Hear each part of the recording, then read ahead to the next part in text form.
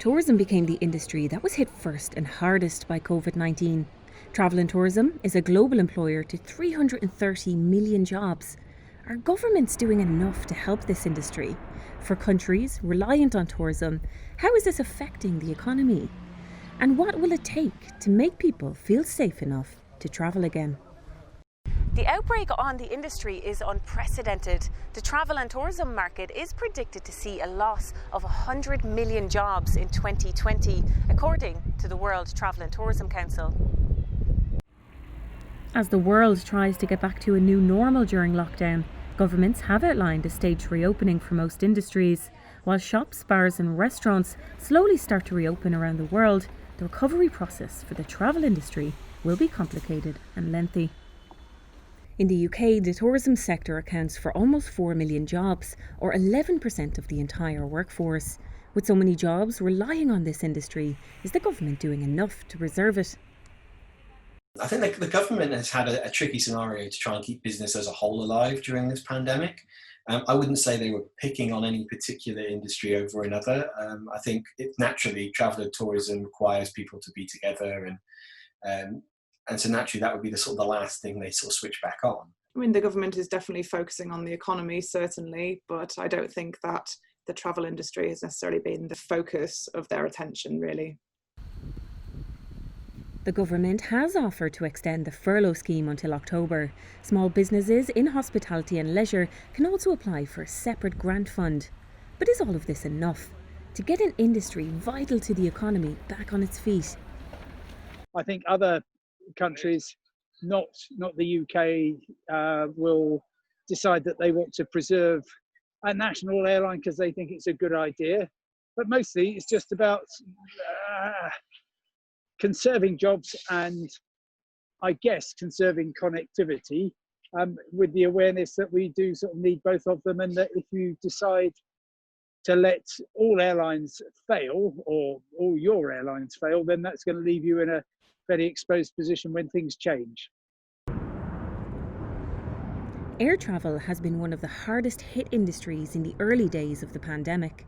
British Airways planned to cut 12,000 jobs in its fight to survive. The airline has already furloughed nearly 23,000 staff. Tourism is worth $127 billion to the UK economy annually. It is the third largest service export. Inbound travel, however, is just as important. There were over 40 million visits to the UK in 2019 alone. Visit Britain has issued a proposal to the government to ensure that the travel and tourism sector is able to recover quickly. Some of their recommendations are for an additional bank holiday in October, that's to make up for the lost bank holidays throughout the summer, and a major marketing campaign focused on domestic travel. Setting back the industry even further, the government have issued a 14-day quarantine on new arrivals into the country. The tourism industry says it risks worsening the economic impact of COVID-19. A lot of debate at the moment about the 2-week quarantine in the UK for visitors, and the general consensus amongst people working in travel, certainly on Twitter, seems to be that is going to hurt the tourism industry in the UK irreparably, really. I think it's been pretty hard on the travel industry for sure, and I think the quarantine requirements is certainly going to hurt the industry, but from a health and safety point of view, it kind of makes sense. Critics have questioned why the government want to quarantine people coming from countries with a lower infection rate than the UK. I can absolutely see that if you were in a position of flying in from Australia non-stop, you know for a fact that you have got no coronavirus because there isn't any in Western Australia to speak of, and they're going to make you sit in a room for 2 weeks. I would immediately understand if people thought, well, I'm just going to get on the Aer Lingus flight, nip over to Dublin, come back, and I'm there clear. It would be an entirely understandable thing to do. According to the World Tourism and Travel Council, once the outbreak is under control, it could take up to 10 months for the tourism sector to return to normal levels. I don't agree with these assumptions that we're going to get back to the way it was. We're going to get, we will get to the stage, I am sure, where you're getting 3-4 billion people a year flying. At the moment we're kind of back to 1995 or something, but we won't then spend 25 years getting back to where we are. We will much more quickly get to a new state. With 70% of people saying they don't want to board a plane right now, what are travel companies doing to make us feel safe again? And if they can't, what is the future for this industry? But first, countries whose economies rely on tourism, the immediate impact is bleak. From Jordan, Ibrahim Banat reports. Jordan's economy relies on the tourism industry significantly, and some describe it as Jordan's oil. Many people describe Jordan as an open museum due to its 28,000 touristic and archaeological sites, with a highlight to 5 popular sites recognized in the World Heritage List. In 2019, the kingdom's tourism revenue hit 5.8 billion according to the Central Bank of Jordan. How badly did the tourism industry get affected due to coronavirus? Jordan has been under full lockdown for 81 days, as it was the first measure was taken from the government to maintain the COVID-19. The Jordanian Prime Minister announced to start easing these measures. The announced measures are a major step in the country's effort to restart its economy. This industry has a definite impact on the Jordanian economy and the employment. The tourism sector not only employs directly about 75,000 Jordanians, but also employs many industries that are dependent on tourism. So if we don't have tourism and tourists, we will be losing not only the labor of the sector itself, but many other people in other sectors will be losing their jobs. Since mid-March till this day, 25th of June 2020, Jordan borders remain closed to international flights for commercial use. This has greatly affected the tourism industry, which declined to 56% than the previous year. هناك تأثير كبير لأزمة كورونا على قطاع السياحة وعلى الحرفيين بشكل خاص. الحرفيين اللي بيقولون تضرروا، يعني أكبر شريحة تضررت هي السياحة والحرفيين اللي بيشتغلوا بالسياحة والمحلات السياحية اللي هي المحلات التراثية أو محلات التحف الشرقية. يعني هذا القطاع يعني كان يعتمد اعتماد مباشر على زوار الأردن من كافة أقطار العالم. فلذلك الآن نظرا لعدم وجود الطيران والتبادل التجاري والتبادل يعني تبادل النقل بين الدول، يعني جعل من هذا القطاع يعني شبه معدم، أو خلينا نقول قطاع يعني انتهى نهائيا. After a month of the full lockdown in the country, the Jordanian Minister of Tourism Majdi Shweke announced that the government has allocated 26 million pounds to support the sector in its current crisis. And after 2 weeks of this announcement, 5 out of 6 chairmen of the tourist associations in Jordan have submitted their resignation to the Minister of Tourism. سيدي احنا لن نستفيد بأي دعم مهما كان. الموظفين أجبرونا ندفع شهر 3 كامل، واحنا اشتغلنا 18 يوم فيه. شهر 4 و5 الأردنيين حصلوا من الضمان على 160 دينار. طبعا احنا دفعنا 20% منها من قيمة 160 دينار، واصرفوا لهم 4 و5. وهذا المبلغ اللي حصل عليه الأردني كان من ادخاره، مش دعم من أي جهة. المصريين أو الأجانب أجبرونا القانون ندفع نص الراتب لشهر 4 وشهر 5. ولحد هلا كمطاعم سياحية ما شفنا أي دعم نهائي. Jordan Prime Minister stated, "We realize the amount of damage on this industry, and what we have done is not enough."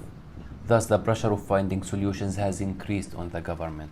Around the world, governments are realizing that the tourism is the most affected sector by coronavirus. Yet till this day, no one can predict when will this industry will recover, and governments should get ready for the new possible shape of tourism. Definitely tourism in the world will change completely. Group tourism will go down, except maybe for Chinese and Far Eastern tourists, but Europeans in the near future, and eventually they'll get used to, not traveling by groups, but traveling individually and using the online services for their bookings, their flights and everything. We have in Jordan to be ready to sell everything online, including services. Jordan lacks internal transport between sites, and this is a major factor for individual tourists that come to Jordan. Cruise and airline companies have been working hard, putting procedures together to ensure customer safety. But the real question is, will people feel comfortable enough to travel again? Reporting from Ireland, Clodagh Griffin. To help slow the spread of coronavirus, please observe social distancing advice issued by the Irish Department of Health and keep a space of 2 metres or just over 6 feet between you and the people.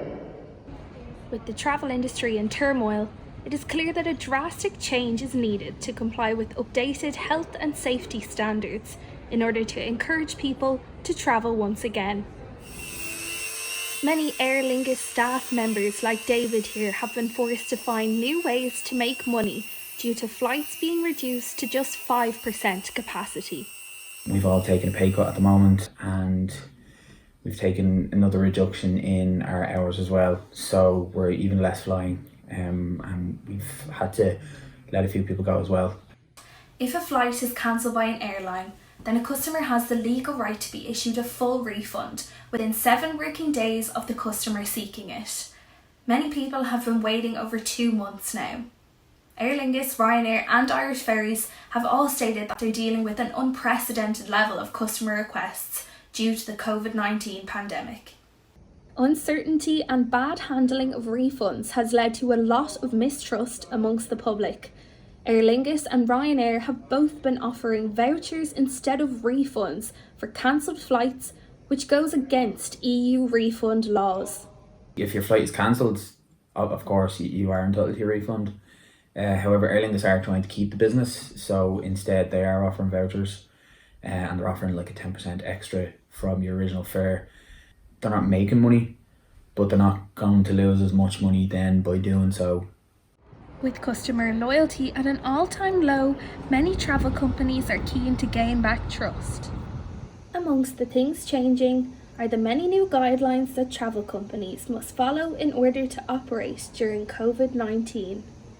The main thing we have to do is ensure social distancing. So we have been told that absolutely under no circumstances, no matter what tasks people have to carry out, that they can maintain 2 metre rule. As soon as people enter the building, that there's adequate signage everywhere to remind people that they're to social distance, that they have to wash their hands and they have to use hand sanitizer.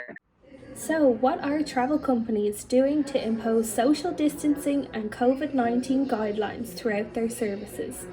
We've implemented that every time the airplane lands, it gets a deep clean in Dublin. It's a long process. I think it takes a few hours. And again, the crew will have to wear gloves and masks when they're dealing with the public. I know one of the things they're doing is that they've installed thermal cameras throughout the ships to help monitor people's temperatures and then kind of be more proactive about it and see where it's increasing and increasing temperatures. And then at the ports for disembarkation and embarkation, they're checking people's temperatures more often as well, so they can kind of be a bit more proactive about it. With the temperature checking, I wouldn't be a big fan of it. You could have a temperature for any which reason. Are you going to send everyone that has a temperature for testing? I don't know. I just think if they stick with the rule that if you have 2 or more symptoms of like temperature and a cough, then yeah, of course that would be something to worry about, but just not checking everyone's temperature every day. But how realistic are these new measures in the long run? It's becoming a norm, but it's becoming a norm out of necessity. So I'm not sure whether it will remain that way in a year's time when we can fill an airplane again. It just depends on how big kind of COVID-19 is. The advice from the government is still to avoid all non-essential travel. An Irish travel agency, UCIT, has just gone into liquidation as a result of closing their doors to stop the spread of COVID-19. Now, the Irish Travel Agents Association is calling for clear guidelines as airlines launch their summer schedules. Well, what we've been told is that the guidelines operate in a 14-day rolling period. What we've been telling customers that so there's cruises that are booked for August, so obviously people are a bit sceptical about, but the flights are going ahead, the cruises are going ahead. So like as far as they're concerned, the holiday is still going ahead, even though the travel advice wouldn't agree with it. Not knowing when an effective vaccine might come about, it is almost impossible to predict when and how the travel industry will fully recover. The travel industry is going to have a huge scar that it's just going to have to heal over time. Like, yes, we can implement sales, we can implement deals, but at the same time, I don't see us recovering fully for a long time. It will take years. You know, we might be back on our feet in a year's time, but that's not going to mean we're where we want to be or where we used to be. It seems as though even with adequate safety measures in place, it could take some time before people feel comfortable enough to travel for leisure again. With the whole industry in turmoil and millions of jobs on the line, it is evident that COVID-19 has a detrimental effect on the industry and economies around the world.